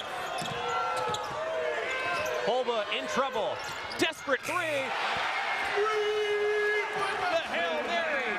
I'm going to tell you right now, they're going to win tonight, John. They're going to win. No doubt about it. When shots like that are going, it may be your night. Not over yet. Still nearly 5 minutes remaining as Purdue Fort Wayne calls a 30-second timeout and will keep it here. $3 to the charity of our fans' choice. Tweet your choice, A, B, or C, using the 9-point lead again for Purdue Fort Wayne. Matt Holba, who's had a tough senior campaign. He's been plagued for a couple of months this season by a torn ligament and the index finger on his right shooting hand. This after he had been one of the most elite three-point shooters in the country the last few years. Starting to find that stroke again. Maybe that shot was an exception where it wasn't about the full release, but hey. That was about the shot clock. That's a horse shot. That was about the shot clock running out. Shoot or shoot. And the Mastodons have shot it well tonight. That's now 14 made threes. This is the Mastodons of old. Now right here, the Mastodons, they got to back up that offensive play with some defense here.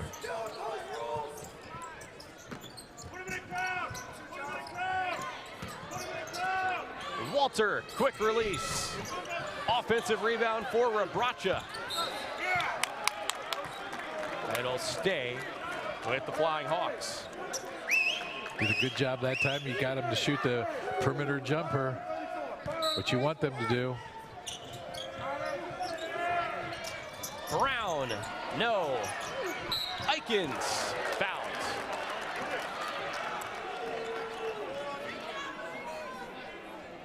It's the fourth foul on Brian Patrick. His fourth personal foul. On the free throw line, number 34, Deshaun Eikens, shooting 2. Brian been plagued with fouls all night tonight. Going to have another seat on the bench. Where we get Marcus DeBerry back in the game and see if he can get loose and knock down a big shot for the Mastodons here. Well, speaking of big shots, maybe the biggest of the season for North Dakota was Eikens knocking down what proved to be the game-winning free throw at Nebraska back in late December as the Fighting Hawks knocked off a Big Ten team for the first time since 1933. League play here tonight. Holba, Carl, good bounce pass by Matt. Good hands, good catch by Dylan Carl.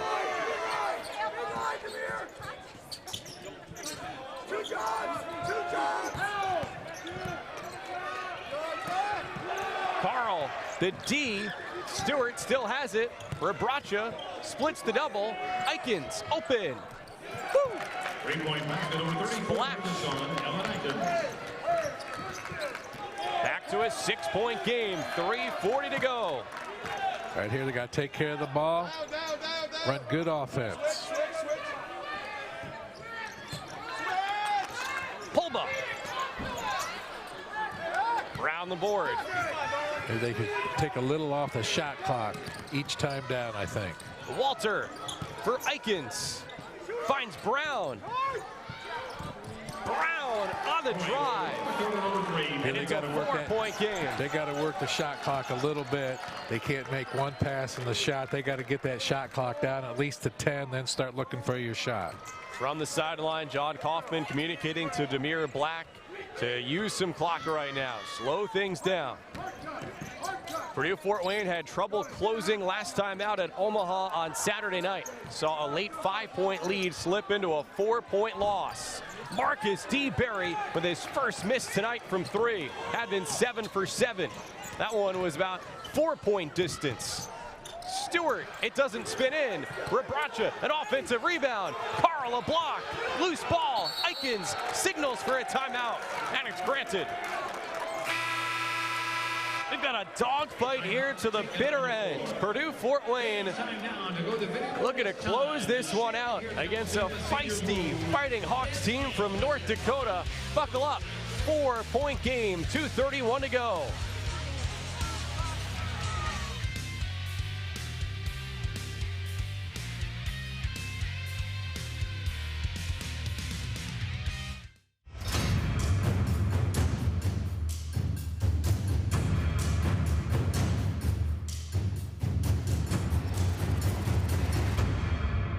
Purdue Fort Wayne basketball. Buy your tickets now.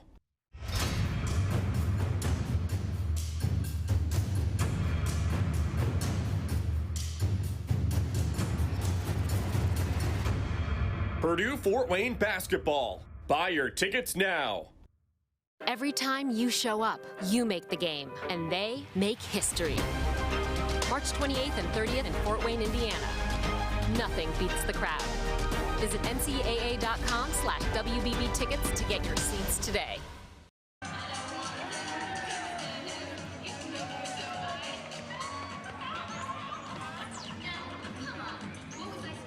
Well, tonight we were able to award our player of the game presented by Connor's Kitchen and Bar, really by halftime, as Marcus D. Berry, who came into this game with a season high of 16 points, a career high of 19, which coincidentally came at North Dakota.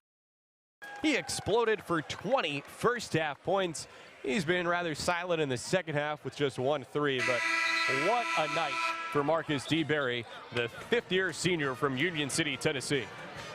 Well, you know, Marcus, he put Purdue Fort Wayne exactly where they needed them at halftime, gave them that nice lead where they came out early in the game. The first 5 minutes had struggled scoring. Marcus got inserted in the lineup, and then he took off. Marcus, over the last 6 games, had a total of 20 points. And yet, this one's not over yet. Marlon Stewart, no foul call, and the Dons get the ball. Well, Marlon Stewart right there appeared to be attempting to draw a foul in a deep 3. That's not the shot North Dakota likely wanted. And now Purdue Fort Wayne has it with a 4-point lead, 2:15 to go. Right here, patience on offense. Move the ball. Player movement, ball movement. Look for the good shot. You don't need to take the first available. Phillips into the paint. It's a travel.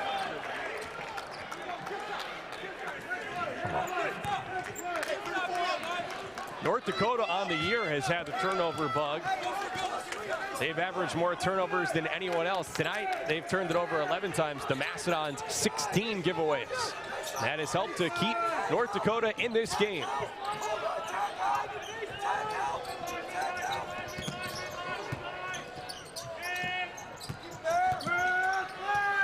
Rebracha inside, a kick out for Brown.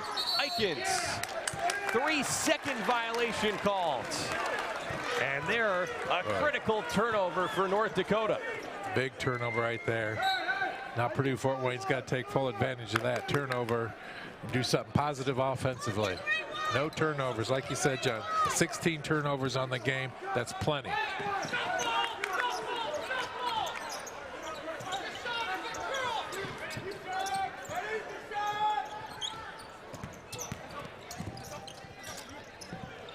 Phillips pass picked off by Stewart. One-on-one against Godfrey, and Stewart draws a foul.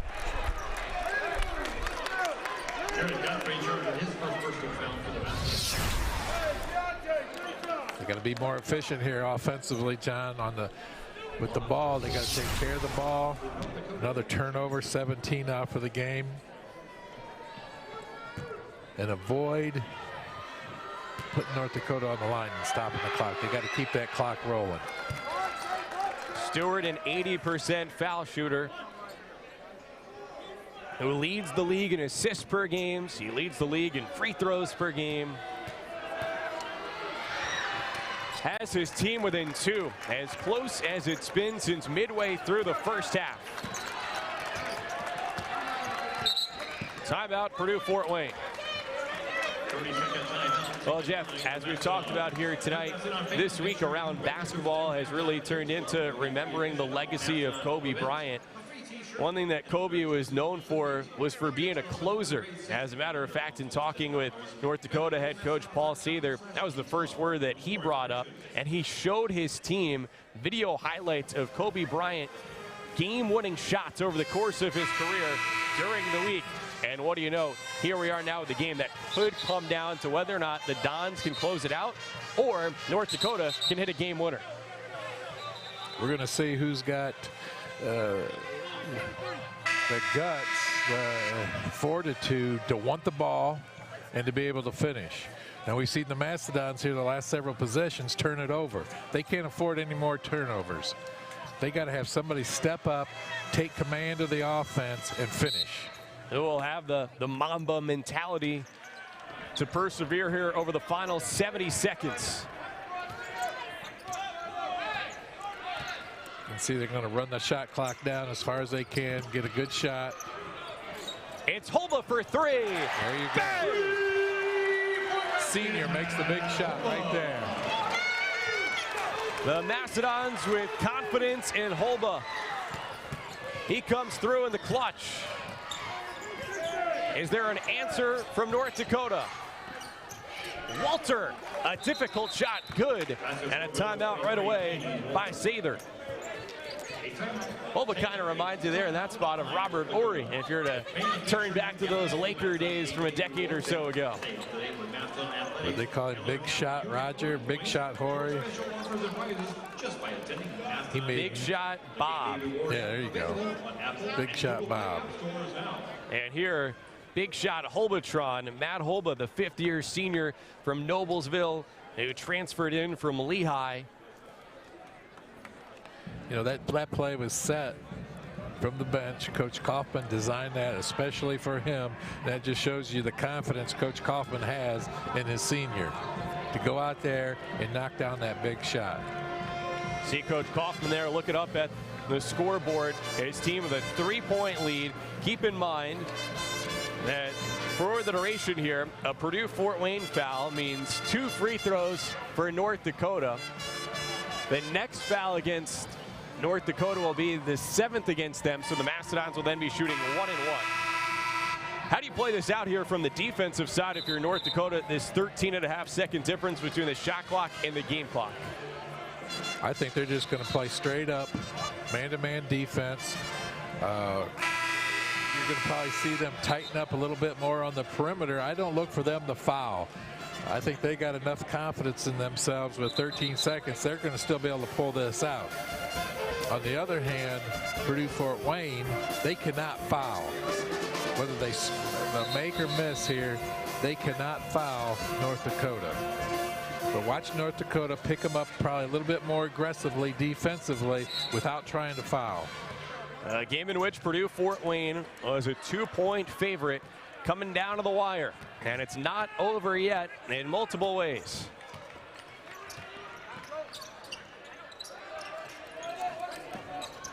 D-Berry had 20 in the first half. You can see them right now. They're fighting through. They're stepping through the screens, getting out to the shooters. Godfrey down the lane. No whistle. Benford an offensive rebound, and he's fouled. Cameron Benford, only a 50% foul shooter, will go to the line to shoot 1-1. Talk to Keenan so he knows. That was all set up by the ball screen up top high by Cameron that time.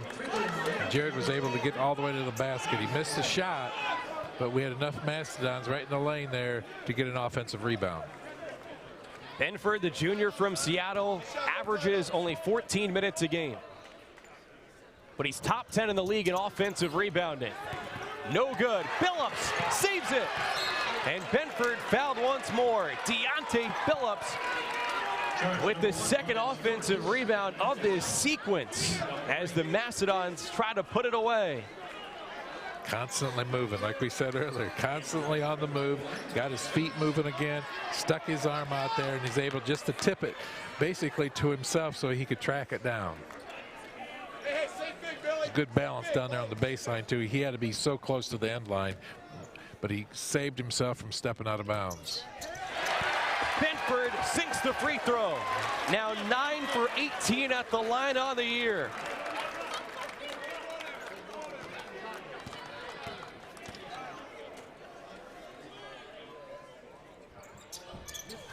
No good on the second. 4-point lead, 10 seconds to go. Stewart, casual, step back three. No good. Black the rebound. It's in the hands of number 24 as Purdue-Fort Wayne is on its way to a victory. Told you they were going to win. Never in doubt. Hey, when you make a shot like Matt did there a couple minutes ago, you got to win. And they, in the end, needed that. Jump ball here. The arrow gives it to North Dakota, but it's elementary from here. The officials will head to the monitor right now to check the clock. But really, regardless, if you're Purdue Fort Wayne, guys are going back to the bench right now. Stay there, right? Get out of their way. No need to leave that spot.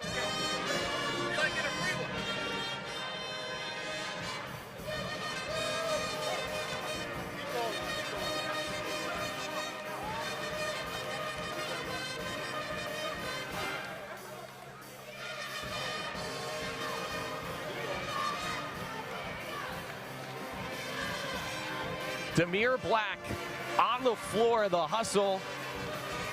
And you see in the bottom right corner of the clock there to see when the whistle was blown. So they will add from 0.8 to 1.3. Hey, we mentioned this earlier, though. Get out of the way. Fitting for Demir there to be the one on the deck, as Demir wears number 24 because Kobe Bryant, his favorite player of all time. That mantra for Kobe, Mamba mentality, referring to a Mamba snake. Black's nickname on his team, Snakes.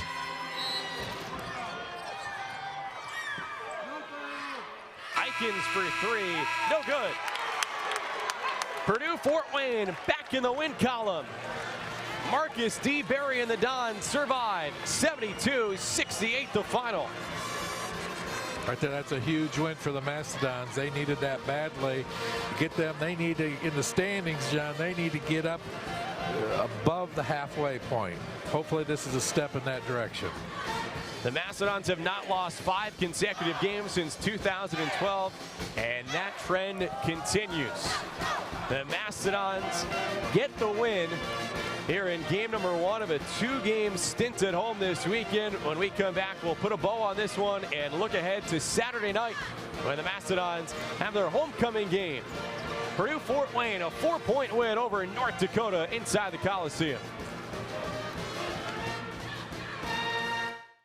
The Acme Bar and Grill, where neighbors meet. A Fort Wayne tradition since 1941. We feature nightly dinner specials along with our iconic pizza, wings, and pork tenderloins, and barbecue in our family-friendly atmosphere with a retro flair. Additionally, we offer a full bar with 26 beers on tap from various Midwest breweries. We also have an area perfect for private events such as meetings, reunions, and banquets that holds up to 50 people. The Acme Bar and Grill, located in the heart of East State Village, where neighbors meet. My philosophy has always been, what would I do if this was my mother? You have the blessing from God to know that you're serving in a capacity that you truly love. This isn't a job to me. They're coming to us at their most vulnerable. They're coming to us at a time when they're dealing with something totally unexpected. And when you see people go through that every day, it kind of gives you motivation to be your best. We have some of the best clinical staff that I have ever worked with in my 20-some years of healthcare. At Diamond Residential Mortgage, we understand the importance of keeping pace with technology, and we offer a completely digital loan process to our customers who choose to take advantage of that option.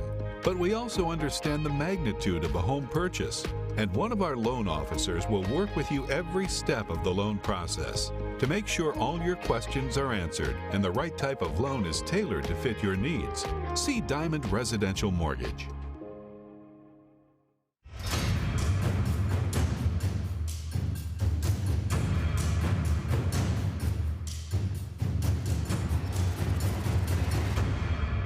Purdue Fort Wayne basketball. Buy your tickets now.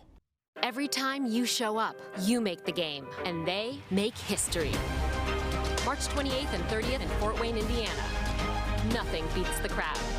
Visit ncaa.com/WBB tickets to get your seats today.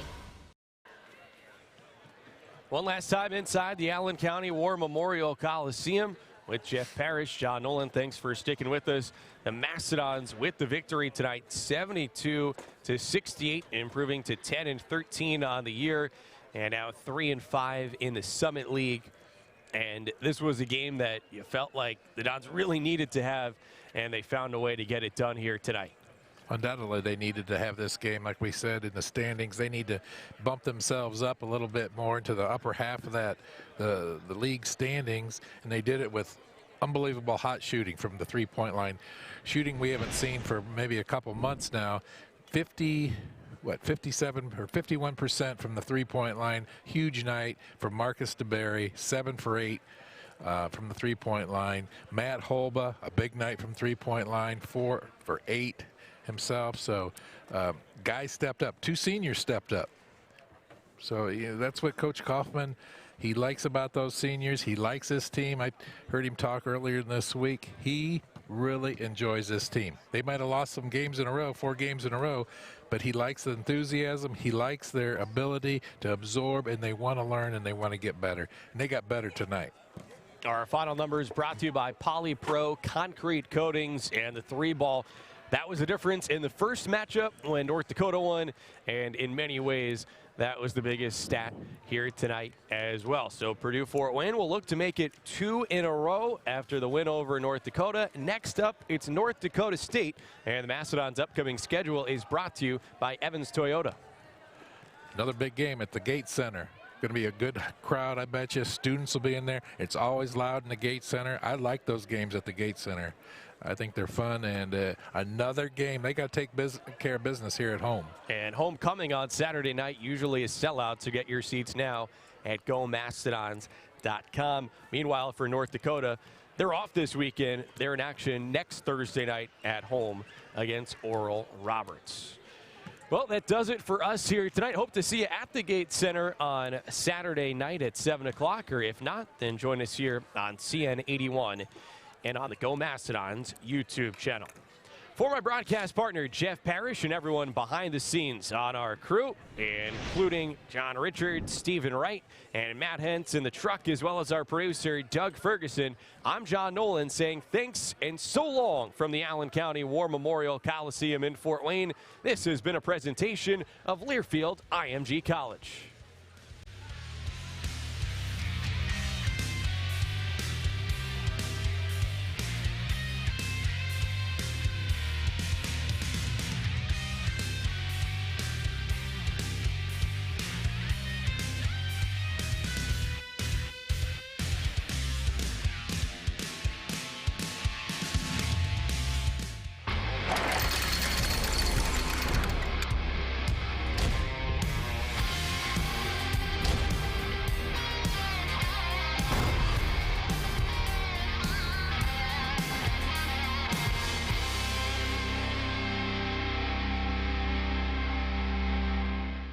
This has been a presentation from Learfield IMG College.